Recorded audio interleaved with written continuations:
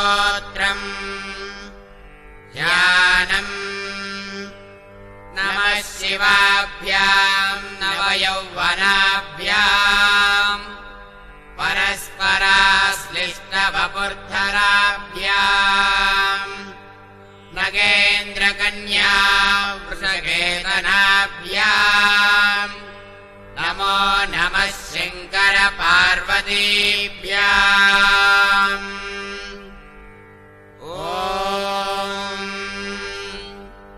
स्थिरस्थाणुः प्रभुर्भीमः प्रवरो वरदो वरः सर्वात्मा सर्वविख्यातः सर्वः सर्वकरो भवः जटी चर्मी शिखण्डी च सर्वाङ्गः सर्वभावनः हरश्च हरिणाक्षश्च सर्वभूतहरः प्रभुः प्रवृत्तिश्च निवृत्तिश्च नियतः शाश्वतो ध्रुवः श्मशानवासी भगवान् खचरो गोचरोऽर्धनः अभिवाद्यो महाकर्मा तपस्वी भूतभावनः उन्मत्तवेषः प्रच्छन्नः सर्वलोकः प्रजापतिः महारूपो महाकायो वृषरूपो महायशाः महात्मा सर्वभूतात्मा विश्वरूपो महाहनुः लोकपालो नरितात्मा प्रसादो नीललोहितः अविद्यम् च महांश्चैव नियमो नियमाश्रितः सर्वकर्मा स्वयंभूत आदिरादिकरो निधिः सहस्राक्षो विशालाक्षः सोमो नक्षत्रसाधकः चन्द्रः सूर्यः शनिः केतुर्ग्रहो ग्रहपतिर्वरः आदिरन्तोलयः कर्ता मृगबाणार्पणो नखः महातपा घोरतपा अदीनो दीनसाधकः संवत्सरकरो मन्त्रः प्रमाणम् परमम् तपः योगी योज्यो महाबीजो महारेता महाबलः स्वर्णरेता सर्वज्ञः सुबीजो बीजवाहनः दशबाहुः स्वनिमिषो नीलकण्ठ उमापतिः विश्वरूपः स्वयं श्रेष्ठो बलवीरो बलो गणः गणकर्ता गणपतिर्दिग्वासाः काम एव च मन्त्रवित् परमो मन्त्रः सर्वभावकरो हरः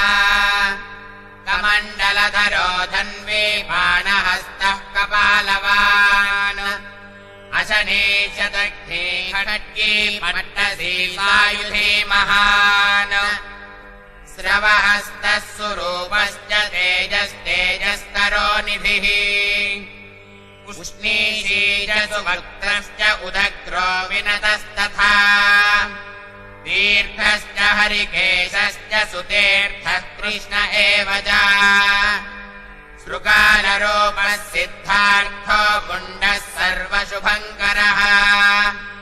अजश्च बहुरूपश्च गङ्गाधारी कपर्द्यसी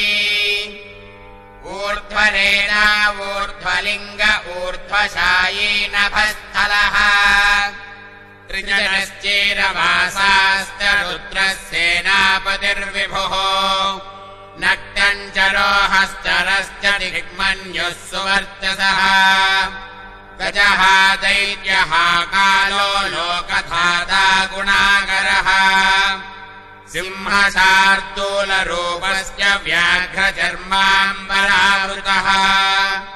कालयोगी महानाथः सर्वकामस्य चतुष्पथः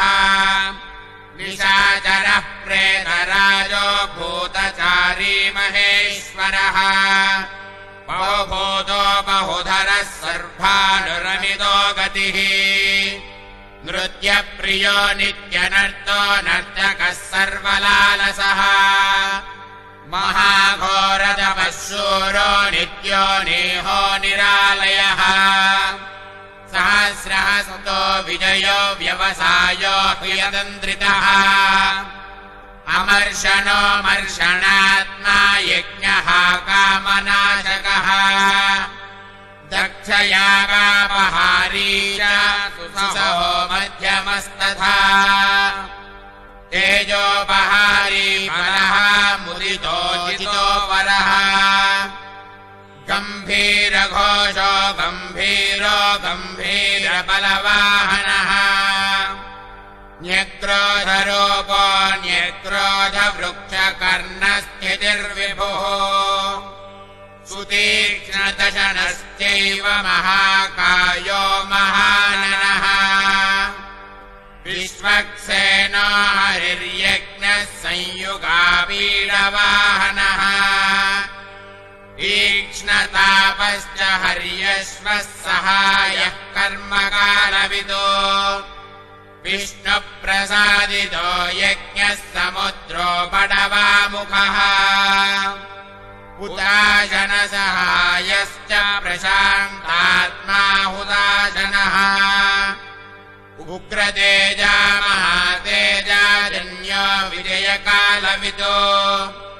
ज्योतिषामयनम् सिद्धिः सर्वविग्रह एव च शिखीमुण्डी जटीज्वाली मूर्तिजो मूर्धको बली वैष्णवः प्रजवीताली खेली कालकटङ्कटः नक्षत्रविग्रहमतिर्गुणबुद्धिर्लयोगमः प्रजापतिर्विश्वबाहुर्विभागः सर्वतोमुखः विमोचनः सुवर्णो हिरण्यकवचोद्भवः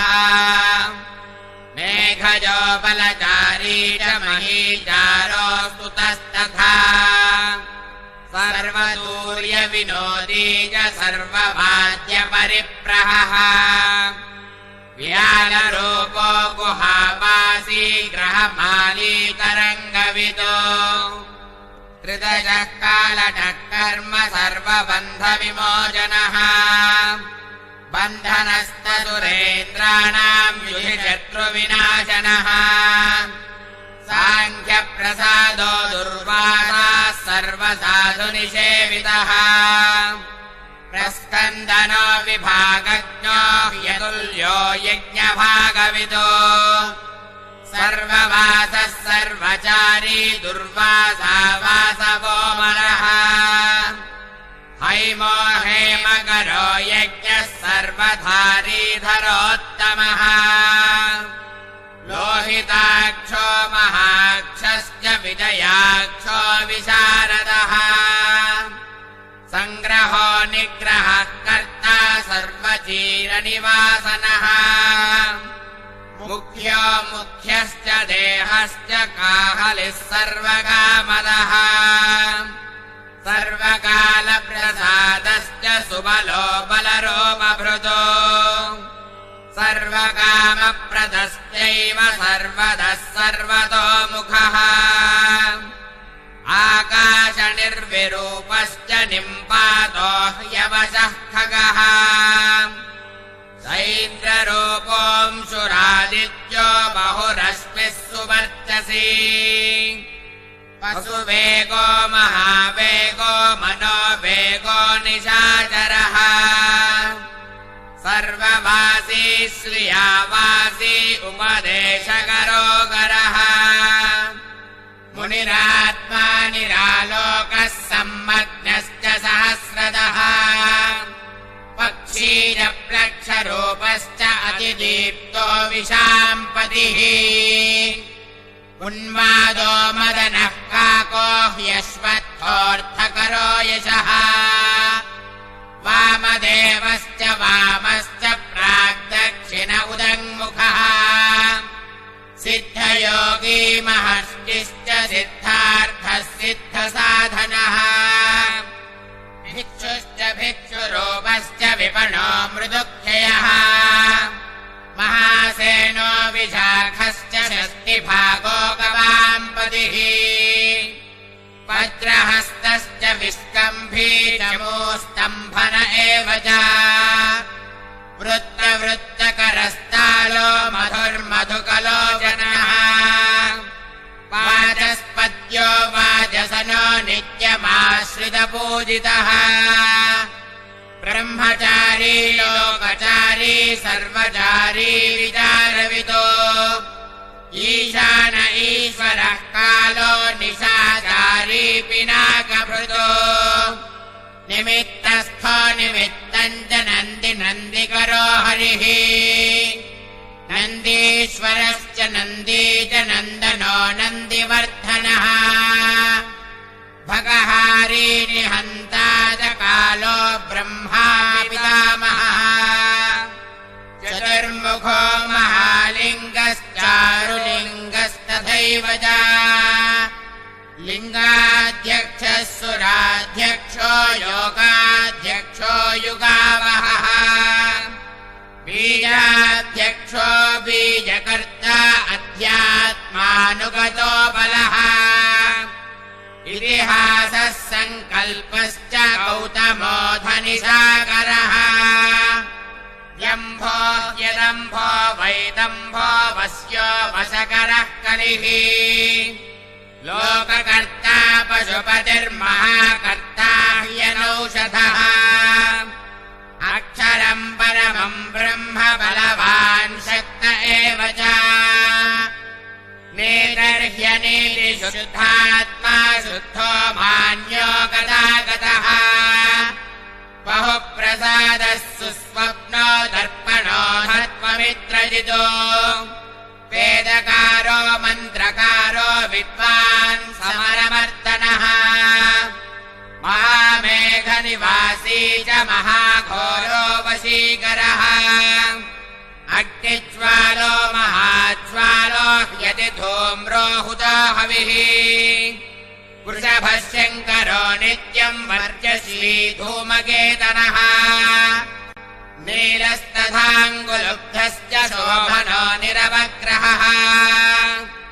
स्वस्तिरस्वस्ति भागश्च भागी भागकरो लघुः उत्सङ्गश्च महाङ्गश्च महागर्भपरायणः कृष्णवर्णसुवर्णश्च मन्द्रियम् सर्वदेहिनाम् महापादो महाहस्तो महाकायो महायशाः महामूर्धा महामात्रो महानेत्रो निशालयः महान्तको महाकर्णो महोष्ठश्च महाहनुः महानाशो महाकम्बुर्महाग्रीवश्मशानभाग महावक्षा महोरस्को महेन्द्रात्मा मृणालयः लम्बनो लम्बितोष्ठश्च महामायः पयोनिधिः महादन्दो महादंष्ट्रो महाजिह्वो महामखः महानखो महारोमा महाकेशो महाजडः प्रसन्नश्च प्रसादश्च प्रत्ययो गिरिसाधनः श्रेहणो स्नेहनश्चैव अजितश्च महामुनिः वृक्षाकरो वृक्षकेतरनलो वायुवाहनः गण्डली मेरुधामा च देवाधिपतिरेव च अथर्वशीर्षसामास्य ऋक्सहस्रामिदेक्षणः यजुः पादभुजो गुह्यः प्रकाशो जङ्गमस्तथा अमोघाढ्यः प्रसादश्च अभिगम्यः सुदर्शनः उपकारः प्रियः सर्वः कनकः काञ्चनच्छविः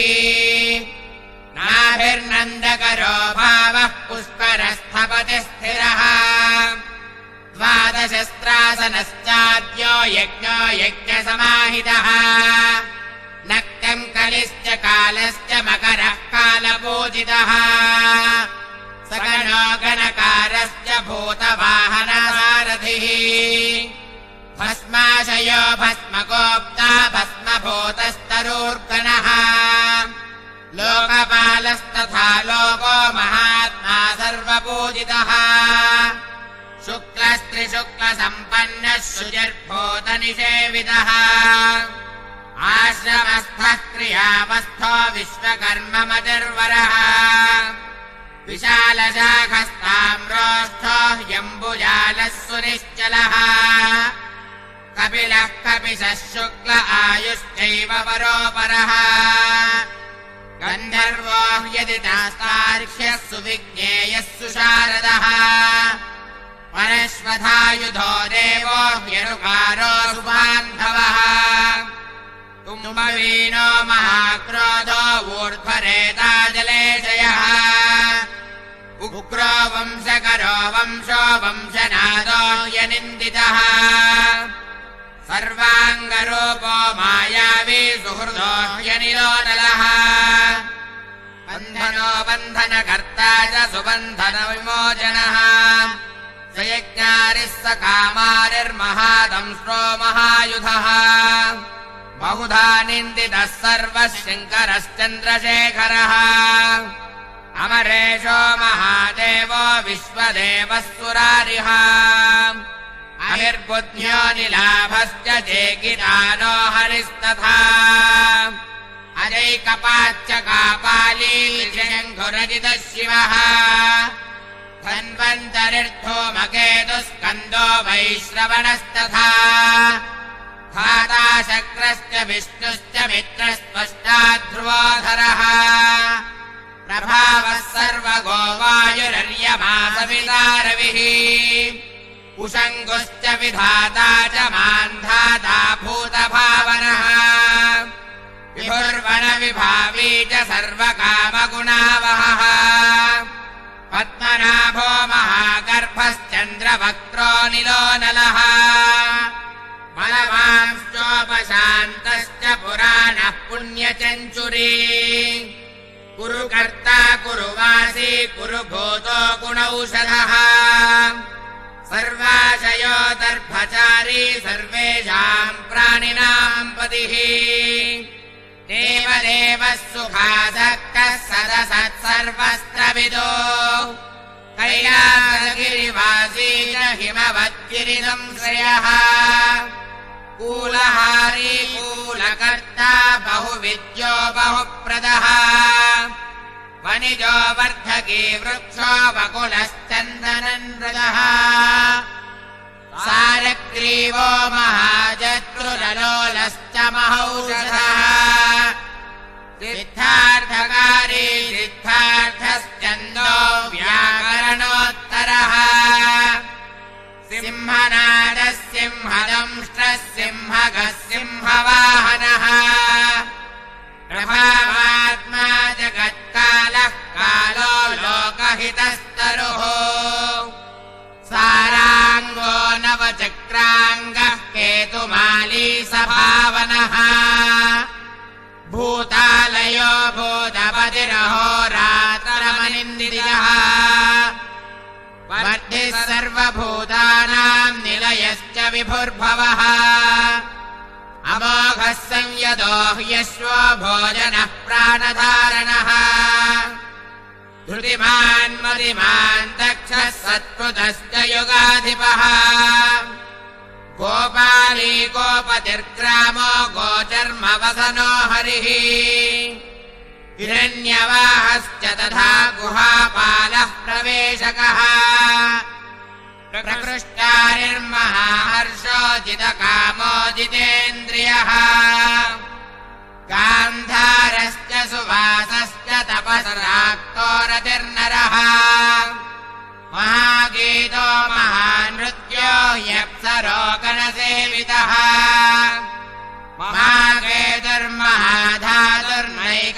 महाकेतुर्महाधातुर्नैकदानुचरश्चलः आवेदनीय आवेशः सर्वगन्धसुखावहः तोरणस्तारणो वादः परिधेपदिखेजरः संयोगो वर्धनो वृद्धो यदि वृद्धो गुणाधिकः नित्य आत्मा सहायश्च देवासुरपतिः पतिः युक्तश्च युक्तबाहुश्च देवो दिवि सुपर्वणः सुषाढश्च ध्रुवोऽथ हरिणो हरः वपुरा वर्तमानेभ्यो वसुश्रेष्ठो महावधः चिरोहारी विमर्शश्च सर्वलक्षणलक्षितः अक्षश्च रथयोगी च सर्वयोगी महाबलः समाम्नायो समाम्नायस्तीर्थदेवो महारथः निर्जीवो जीवनो मन्त्रः शुभाक्षो बहुकर्कशः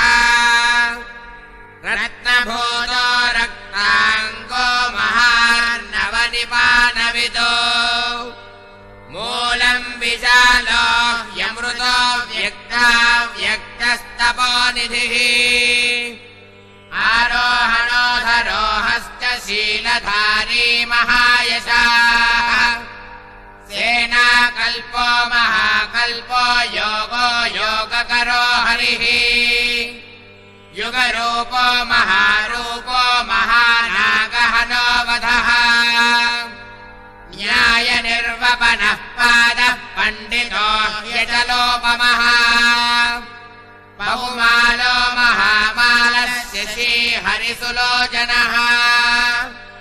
विस्तारो लवणः कोपस्त्रियुगः सफलोदयः त्रिलोचनो विषण्णाङ्गो मणिविद्धो जटाधरः बिन्दुर्विसुमुखः शरः सर्वायुधः सहः निवेदनः सुखाजातः सुगन्धारो महाधनुः गन्धपाली च भगवानुर्धानः सर्वकर्मणाम् मन्धानो बहुलो वायुः सकलः सर्वलोचनः तलस्तालः कस्थाली ऊर्ध्वसंहननो महान् छत्रम् सुछत्रो विख्यातो लोकः सर्वाश्रयः क्रमः मुण्डो विरूपो विकृतो दण्डी गुण्डी विकुर्वणः हर्यक्षः ककुभो वज्रीशतजिह्वः सहस्रपात् सहस्रमूर्धा देवेन्द्रः सर्वदेवमयो गुरुः सहस्रबाहुः सर्वाङ्गः शरण्यः सर्वलोककृतो पवित्रम् त्रिककुन्मन्त्रः कनिष्ठः कृष्णपिङ्गलः ब्रह्मदण्डविनिर्माता शतघ्नीपाशशक्तिमान् पद्मगर्भो महागर्भो ब्रह्मगर्भो जलोद्भवः गभस्तिर्ब्रह्मकृद्ब्रह्म ब्रह्मविद्ब्रह्मणो गतिः अनन्तरूपश्चैकात्मा दिग्मतेजा स्वयम्भुवः ऊर्ध्वगात्मा पशुपतिर्वातरम्भा मनोजवः चन्दने पद्मनालाग्रः सुरभुजोच्चरणो नरः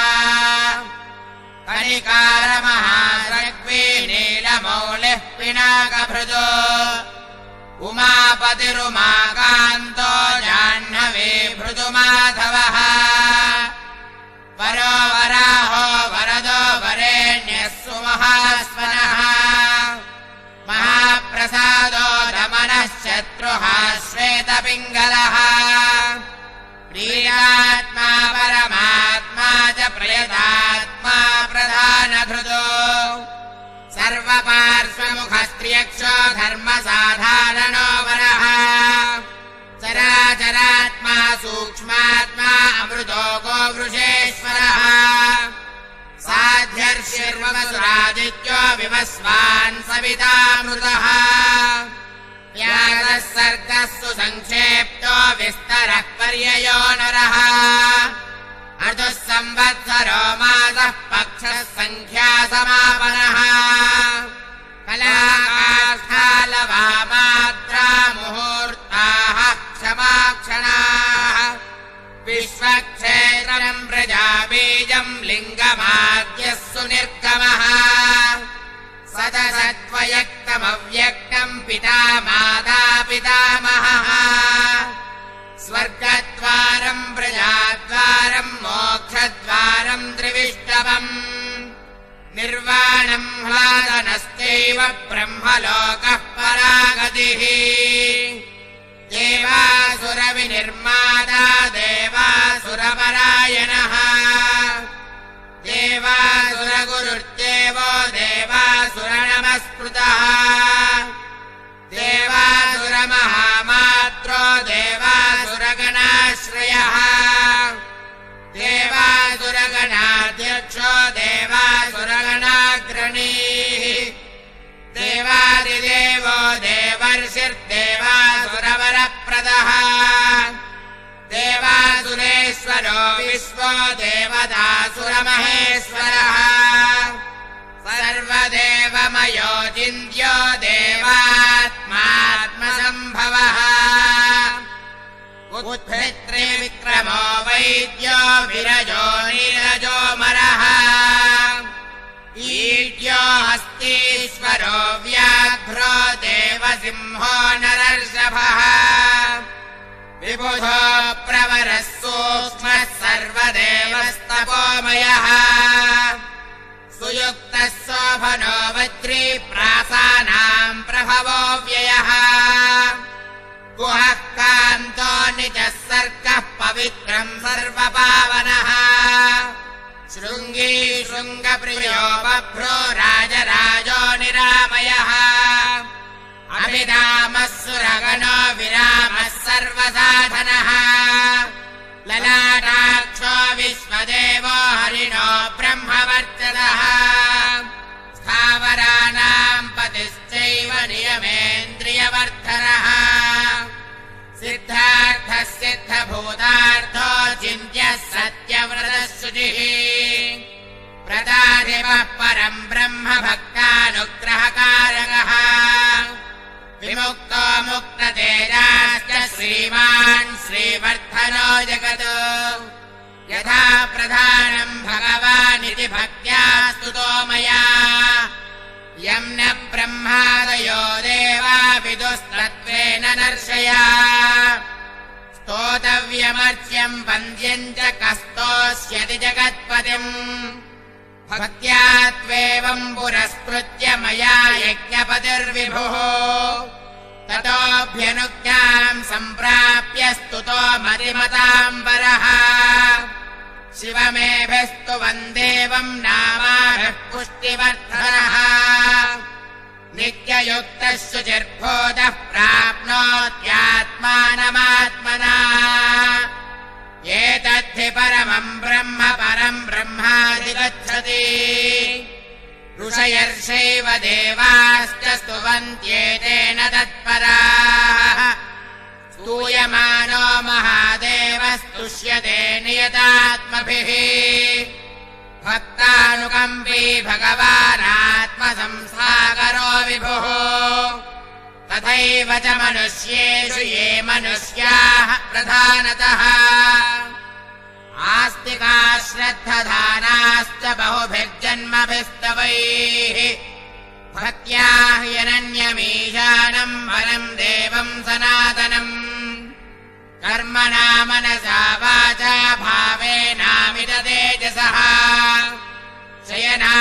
शयनाजाग्रमाणाश्च व्रजन्नुपविशंस्तथा उन्मिषन्निमिषंश्चैव चिन्तयन्तः पुनः पुनः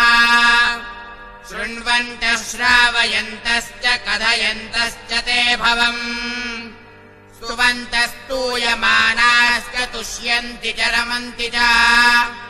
जन्मकोटिसहस्रेषु नानासंसारयोनिषु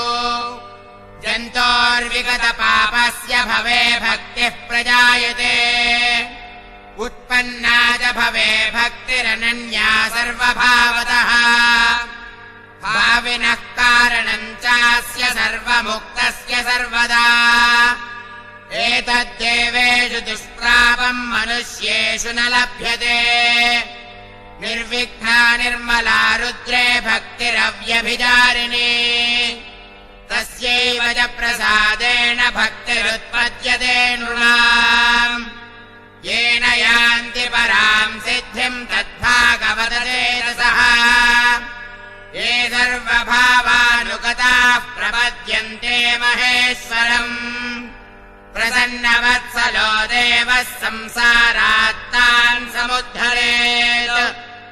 एवमन्ये निकुर्वन्ति देवाः संसारमोचनम् मनुष्याणामृते देवम् नान्या शक्तिस्तपोबलम् इति तेनेन्द्रकल्पेन भगवान् सरस्वतिः कृत्तिवासास्तुतः कृष्णदण्डिना शुभबुद्धिना स्तवमेदम् भगवतो ब्रह्मया स्वयमधारयतो ईयते च स बुद्ध्येत ब्रह्मा शङ्करसन्निधौ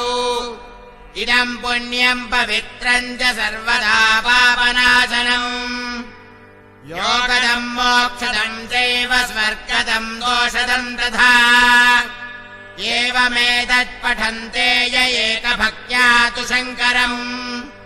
या गतिः साङ्ख्ययोगानाम् व्रजन्ते ताम् गतिम् तथा सममेनम् प्रयत्नेन सदा रुद्रस्य सन्निधौ अब्दमेकम् जरेद्भक्तः प्राप्नुयादीप्सितम् फलम् एतद्रहस्यम् परमम् ब्रह्मणो हृदि संस्थितम् ब्रह्मा प्रोवाच शक्राय शकः प्रोवाच मृत्यवे मृत्युः प्रोवाच रुद्रेभ्यो रुद्रेभ्यस्तण्डिमागमत् महता तपसा प्राप्तम् दण्डिना ब्रह्मदत्मने दण्डिः प्रोवाच शुक्राय गौतमाय च भार्गवः वैवस्वताय मनवे गौतमः प्राह माधव नारायणाय साध्याय मनुरिष्टाय धीमते यमाय प्राह भगवान् साध्यो नारायणोऽच्युतः नाचिकेताय भगवानाह वैवस्वतो यमः मार्कण्डेयाय वार्ष्णेय नाचिकेतोऽभ्यभाषत मार्कण्डेयान्मया प्राप्तो नियमेन जनार्दन तवाप्यहममित्रघ्नस्तवम् दद्याम् ह्यविश्रुतम् स्वर्गमारोग्यमायुष्यम् धन्यम् वेदेन संविदुम् नास्य विघ्नम् विकुर्वन्ति दानवायक्षराक्षराः पिशाचायातु धानाम् वा गुह्यका भुजगा अपि यः पठेत् शुचिः पार्थ ब्रह्मचारी जितेन्द्रियः अभवग्नयोगो वर्षन्तु सोऽश्वमेधफलम् लभेत् इति श्रीशिवसहस्रनाम